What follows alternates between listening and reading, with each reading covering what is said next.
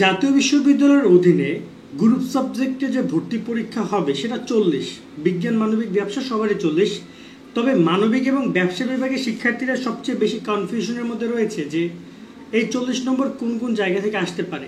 অনেকে জানে বিষয়টা, আবার অনেকে ভুল জানে, অনেকে আবার সঠিকটা জেনে কনফিউজ। তো আজকে আমরা এই ভিডিও তোমাদের এই বিষয় নিয়ে আলোচনা করব। বিগত সালের প্রশ্ন ব্যাংক দেখলে তোমরা একটা স্পষ্ট ধারণা পাবা, তবে জাতীয় বিশ্ববিদ্যালয় ব্যাপারটাকে অস্পষ্ট রেখেছে বলে আমার মনে হয়। আমরা চেষ্টা করবো এই ভিডিওতে তোমাদের সেই বিষয়গুলো জানানোর। সবচেয়ে বেশি কনফিউজ বিজ্ঞান এবং মানবিকের শিক্ষার্থীরা, কেননা ব্যবসা শিক্ষার্থীদের হিসাব বিজ্ঞান আসবে আর ব্যবসা নীতি ও প্রয়োগ, যেখানে ব্যবসা সংগঠন ব্যবস্থাপনা থেকে প্রশ্ন আসবে, ফিনান্স এবং উৎপাদন ব্যবস্থাপনা থেকে না।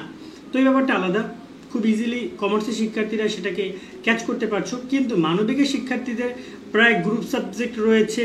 আমি যদি একটু বলতে চাই, তোমাদের এখানে রয়েছে অর্থনীতি, ইতিহাস, পরিণীতি, ভূগোল, ইসলামী ইতিহাস, যুক্তিবিদ্যা, মনোবিজ্ঞান, মৃত্তিকা বিজ্ঞান, সমাজকর্ম, সমাজ বিজ্ঞান, আরও আছে ইসলাম শিক্ষা সামথিং। আবার মাদ্রাসা শিক্ষার্থীদের বেশ কয়েকটা সাবজেক্ট রয়েছে। সো ওভারঅল দেখা যায় প্রায় 8 থেকে 10টা সাবজেক্ট রয়েছে। এখান থেকে যে কোনো 4টা সাবজেক্টের উপরে তোমার কোশ্চেন হবে। আবার বিজ্ঞান বিভাগে রয়েছে পদার্থ, রসায়ন, জীববিজ্ঞান, উচ্চতর গণিত। তোমাদের টোটাল 4টা সাবজেক্ট রয়েছে। এখানে তোমাদের টোটাল প্রশ্ন আসবে 40 মার্কের। এখন এই জায়গায় সেটা কিভাবে বন্টন করা হবে, আগের বছরগুলোতে কিন্তু তোমাদের বিজ্ঞান বিভাগে 50 মার্কের পরীক্ষা হতো, কিন্তু চলতি বছরে 40 মার্কের পরীক্ষা হবে। এবার আসি, আমি তোমাদের আগে মানবিকের ব্যাপারটা স্পষ্ট করি। আচ্ছা, বিজ্ঞানটা আগে স্পষ্ট করি, কারণ বিজ্ঞানের যেহেতু সাবজেক্ট কম, সেক্ষেত্রে আগে বিজ্ঞানটা স্পষ্ট করি।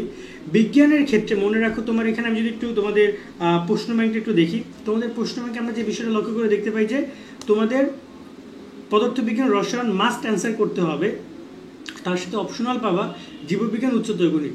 আগে 50 নম্বরের পরীক্ষার ক্ষেত্রে তোমাকে এখানে 17, 17, 16 এরকম একটা ডিস্ট্রিবিউট হইতো মার্কগুলো পদার্থ, রসায়ন এবং আরেকটা সাবজেক্টের মধ্যে। কিন্তু যেহেতু এখন 40 মার্কের পরীক্ষা হতে পারে এমন যে তোমাদের এখানে 12, 12 অথবা মানে 13, 13 এরকম একটা ডিস্ট্রিবিউট হবে সবগুলো সাবজেক্টের মধ্যে। 13 বা 14 এরকম একটা ডিস্ট্রিবিউশন হইতে পারে।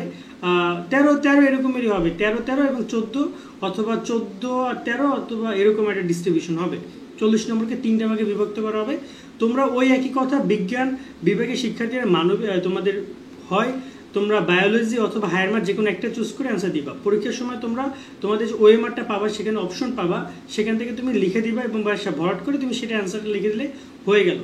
মানবিক নিয়ে যদি কথা বলি, মানবিকের অনেক সাবজেক্ট রয়েছে। এবং প্রত্যেকটা সাবজেক্ট থেকে তোমাকে 10টা করে এমসিকিউ দিবে। এই দেখতে পাচ্ছ এখানে পরিণীতি 10টা এমসিকিউ, এখানে অর্থনীতি 10টা এমসিকিউ।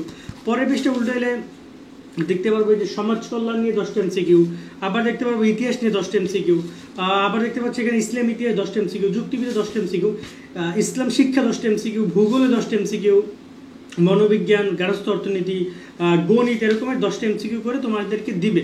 যতগুলো সাবজেক্ট রয়েছে সেটা 10টা, 11টা, 12টা, যতগুলো সাবজেক্ট সবগুলো 10টা করে এমসিকিউ তোমরা পাবা। সেখান থেকে যে কোনো 4টা তুমি চুজ করবে। এক্ষেত্রে তুমি কোনগুলো চুজ করবে সেটা তোমার উপর নির্ভর করে। এখন এই জায়গায় তুমি এসএসসিতে যা পড়েছো সেটাই তুমি চুজ করবে, এটা নর্মাল ব্যাপার। যেহেতু তুমি 2টা বছর সেই বইটা পড়েছো। যদি আরও ভালোভাবে বলি, তোমার রয়েছে ইতিহাস, ভূগোল, পরিণীতি, যুক্তিবিদ্যা। তুমি 4টা চুজ করবা, মানে চয়েস করবা।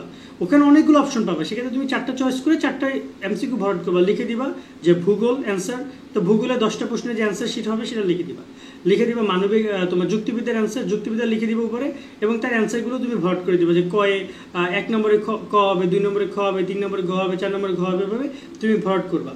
কিন্তু এই জায়গায় তোমার যদি মনে হয় যে না তুমি অন্য কোনো সাবজেক্ট লিখবা, যেমন ধরো যে তোমার রয়েছে অর্থনীতি, কিন্তু অর্থনীতি অনেক কঠিন মনে হয়, তুমি অর্থনীতি প্রিপারেশন না নিয়ে তুমি ইসলাম শিক্ষা প্রিপারেশন নিবা, অথবা তুমি সমাজকর্ম, সমাজ বিজ্ঞান এরকম সামথিং কোনো সাবজেক্ট উপরে প্রিপারেশন নিবা, সেক্ষেত্রে তুমি প্রিপারেশন নিতে পারো, সেটাও তুমি এখানে ভরাট করতে পারবা। এমন কোনো নিয়ম নেই যে তোমাকে উচ্চ মাধ্যমিক যে চারটা ছিল এখানেও সেই চারটাই থাকতে হবে।